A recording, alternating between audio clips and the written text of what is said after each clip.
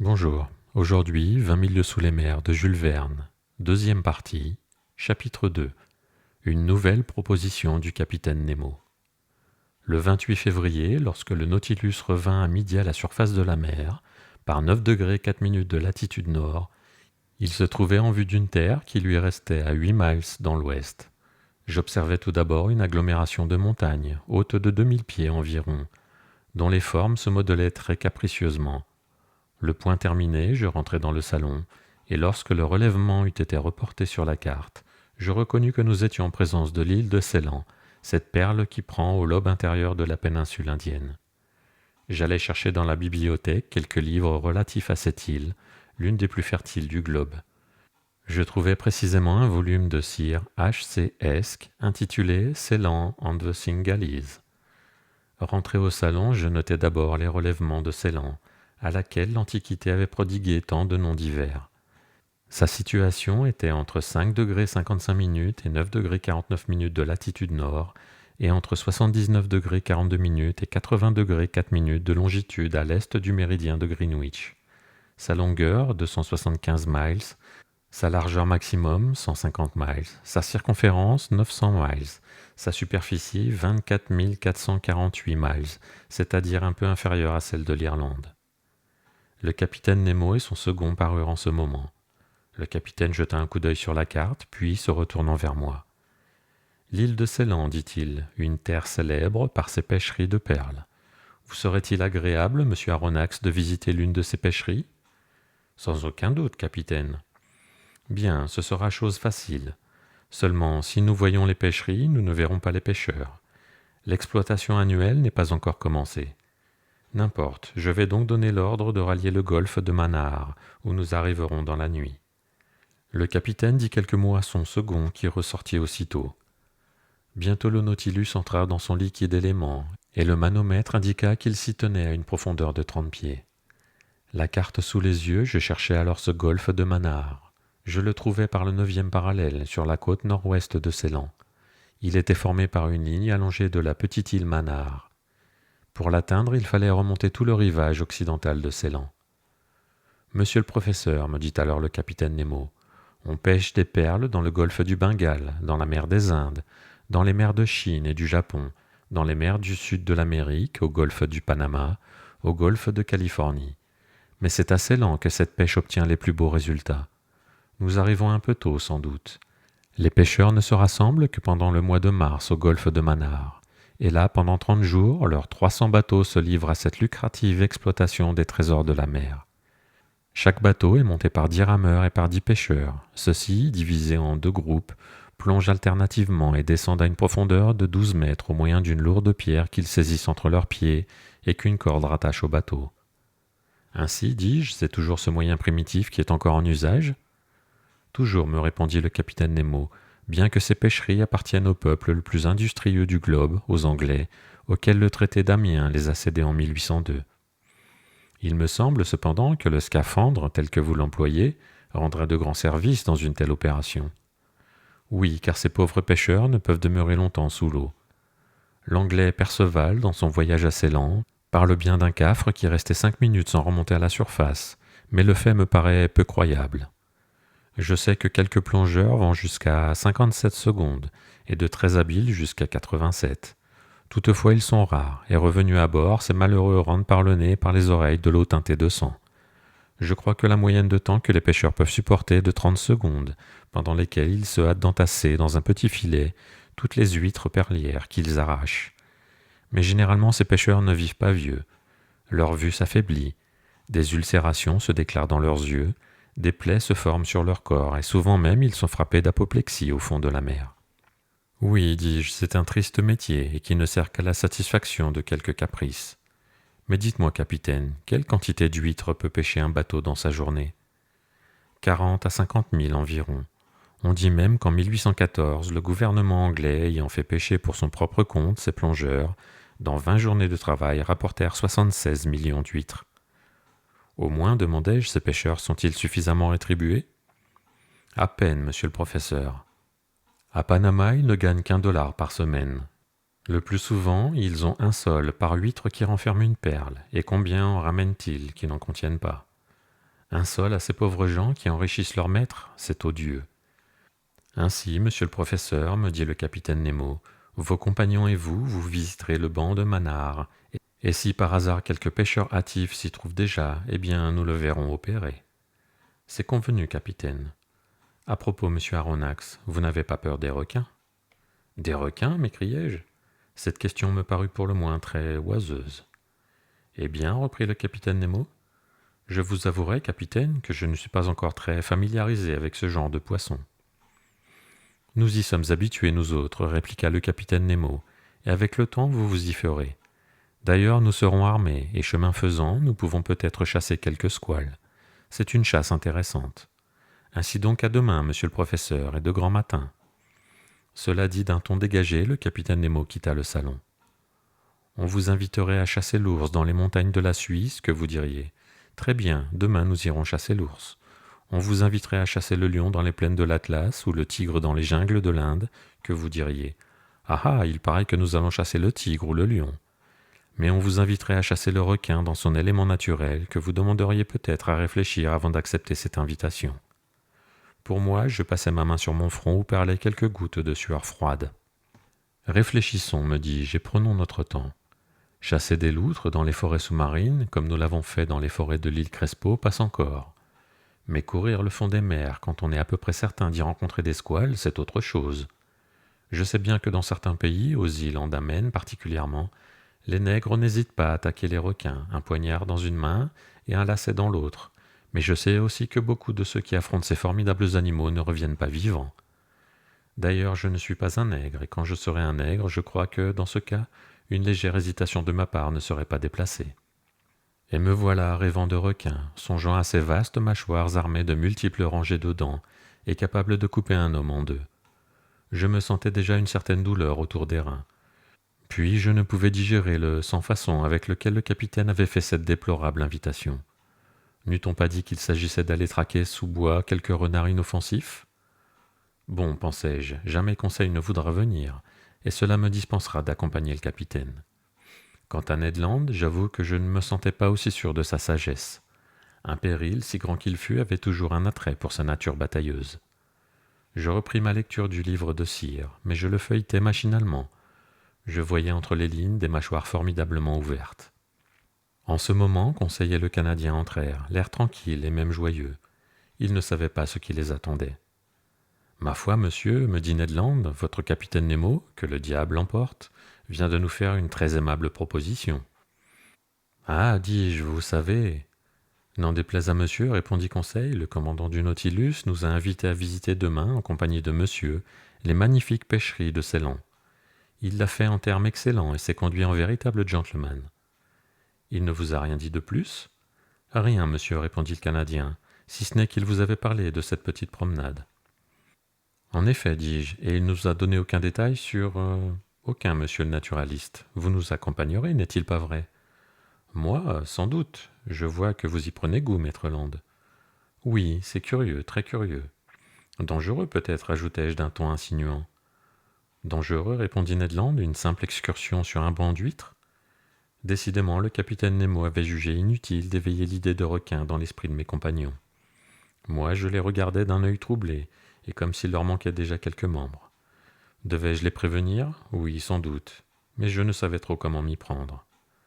Monsieur, me dit Conseil, monsieur voudra-t-il nous donner des détails sur la pêche des perles? Sur la pêche elle-même, demandai-je, ou sur les incidents qui... Sur la pêche, répondit le Canadien. Avant de s'engager sur le terrain, il est bon de les connaître. Eh bien, asseyez-vous, mes amis, et je vais vous apprendre tout ce que l'anglais Sire vient de m'apprendre à moi-même. Ned et Conseil prirent place sur un divan, et tout d'abord le Canadien me dit « Monsieur, qu'est-ce que c'est qu'une perle ?» Mon brave Ned, répondis-je, pour le poète, la perle est une larme de la mer. Pour les orientaux, c'est une goutte de rosée solidifiée. Pour les dames, c'est un bijou de forme oblongue, d'un éclat hyalin, d'une matière nacrée, qu'elles portent au doigt, au cou ou à l'oreille. Pour le chimiste, c'est un mélange de phosphate et de carbonate de chaux avec un peu de gélatine. Et enfin, pour le naturaliste, c'est une simple sécrétion maladive de l'organe qui produit la nacre chez certains bivalves. Embranchement des mollusques, dit Conseil, classe des acéphales, ordre des testacés. Précisément, savant Conseil. Or, parmi ces testacés, l'oreille de mer iris, les turbots, les tridacnes, les pines marines, en un mot tous ceux qui sécrètent la nacre, c'est-à-dire cette substance bleue, bleuâtre, violette ou blanche, qui tapisse l'intérieur de leurs valves, sont susceptibles de produire des perles. Les moules aussi, demanda le Canadien. Oui, les moules de certains cours d'eau de l'Écosse, du pays de Galles, de l'Irlande, de la Saxe, de la Bohême, de la France. Bon, on y fera attention désormais, répondit le Canadien. Mais, repris-je, le mollusque par excellence qui distille la perle, c'est l'huître perlière. La Meleagrina margaretifera, la précieuse pintadine. La perle n'est qu'une concrétion nacrée qui se dispose sous une forme globuleuse. Ou elle adhère à la coquille de l'huître, ou elle s'incruste dans les plis de l'animal. Sur les valves, la perle est adhérente, sur les chairs, elle est libre. Mais elle a toujours pour noyau un petit corps dur, soit un ovule stérile, soit un grain de sable, autour duquel la matière nacrée se dépose en plusieurs années, successivement et par couches minces et concentriques. Trouve-t-on plusieurs perles dans une même huître demanda Conseil. Oui, mon garçon, il y a certaines pintadines qui forment un véritable écrin. On a même cité une huître, mais je me permets d'en douter, qui ne contenait pas moins de 150 requins. 150 requins s'écria Ned Land. Ai-je dit requins m'écriai-je vivement. Je veux dire 150 perles. Requin n'aurait aucun sens. En effet, dit Conseil, mais monsieur nous apprendra-t-il maintenant par quel moyen on extrait ces perles? On procède de plusieurs façons, et souvent même, quand les perles adhèrent aux valves, les pêcheurs les arrachent avec des pinces. Mais le plus communément, les pintadines sont étendues sur des nattes de sparterie qui couvrent le rivage. Elles meurent ainsi à l'air libre, et au bout de 10 jours, elles se trouvent dans un état satisfaisant de putréfaction. On les plonge alors dans de vastes réservoirs d'eau de mer, puis on les ouvre et on les lave. C'est à ce moment que commence le double travail des rogueurs. D'abord, ils séparent les plaques de nacre, connues dans le commerce sous le nom de franches argentées, de bâtardes blanches et de bâtardes noires, qui sont livrées par caisses de 125 à 150 kg. Puis ils enlèvent le parenchyme de l'huître, ils le font bouillir et le tamisent afin d'en extraire jusqu'aux plus petites perles. Le prix de ces perles varie suivant leur grosseur, demanda Conseil. Non seulement selon leur grosseur, répondis-je, mais aussi selon leur forme, selon leur eau, c'est-à-dire leur couleur, et selon leur orient, c'est-à-dire cet éclat chatoyant et diapré qui les rend si charmantes à l'œil. Les plus belles perles sont appelées perles vierges ou paragons. Elles se forment isolément dans le tissu du mollusque. Elles sont blanches, souvent opaques, mais quelquefois d'une transparence opaline, et le plus communément sphériques ou piriformes. Sphériques, elles forment des bracelets. Piriformes, des pendeloques, et étant les plus précieuses, elles se vendent à la pièce. Les autres perles adhèrent à la coquille de l'huître, et plus irrégulières, elles se vendent au bois. Enfin, dans un ordre inférieur se classent les petites perles, connues sous le nom de semences.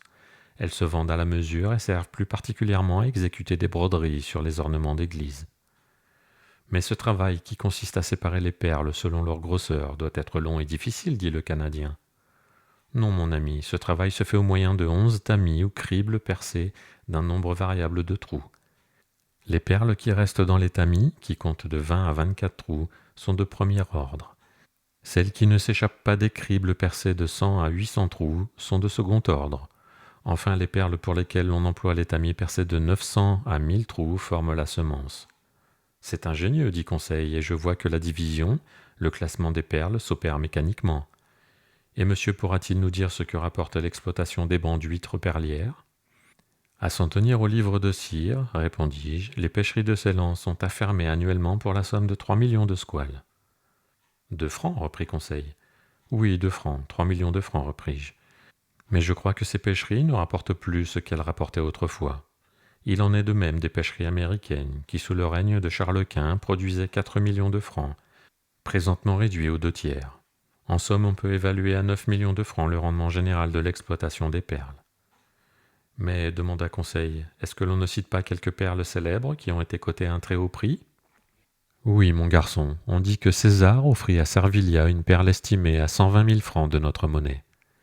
J'ai même entendu raconter, dit le Canadien, qu'une certaine dame antique buvait des perles dans son vinaigre. Cléopâtre, riposta Conseil.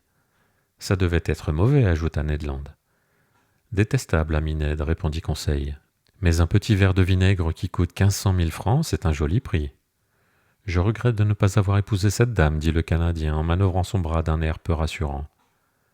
Ned Land, l'époux de Cléopâtre, s'écria Conseil.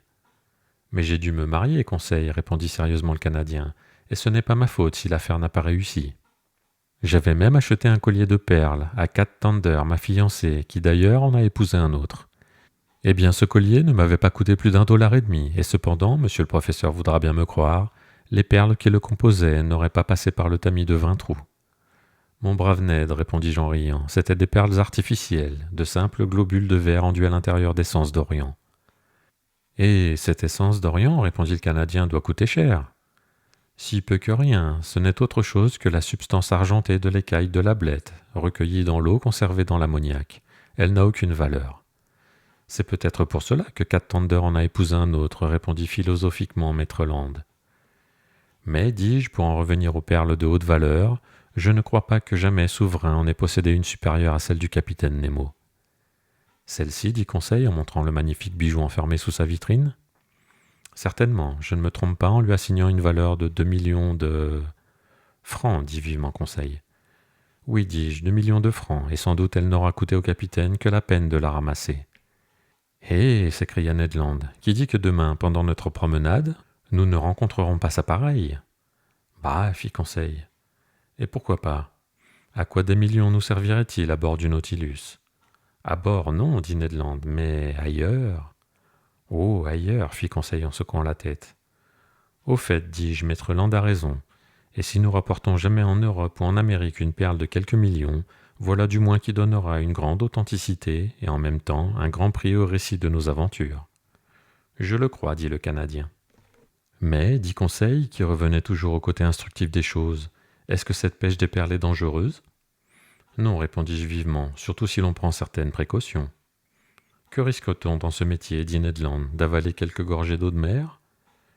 Comme vous dites, Ned. À propos, dis-je en essayant de prendre le ton dégagé du capitaine Nemo. Est-ce que vous avez peur des requins, brave Ned? Moi, répondit le Canadien, un harponneur de profession, c'est mon métier de me moquer d'eux. Il ne s'agit pas, dis-je, de les pêcher avec un émerillon, ni de les hisser sur le pont d'un navire, ou de leur couper la queue à coups de hache, de leur ouvrir le ventre, de leur arracher le cœur et de le jeter à la mer. Alors il s'agit de... Oui, précisément. Dans l'eau? Dans l'eau. Ma foi, avec un bon harpon, vous savez, monsieur, ces requins, ce sont des bêtes assez mal façonnées. Il faut qu'elles se retournent sur le ventre pour vous happer, et pendant ce temps... Ned Land avait une manière de prononcer le mot « happer » qui donnait froid dans le dos. Eh bien, et toi, Conseil, que penses-tu de ces squales? Moi, dit Conseil, je serai franc avec monsieur. À la bonne heure, pensai-je. Si monsieur affronte les requins, dit Conseil, je ne vois pas pourquoi son fidèle domestique ne les affronterait pas avec lui. Merci de m'avoir écouté. On se retrouve très vite pour la suite de 20 000 lieues sous les mers.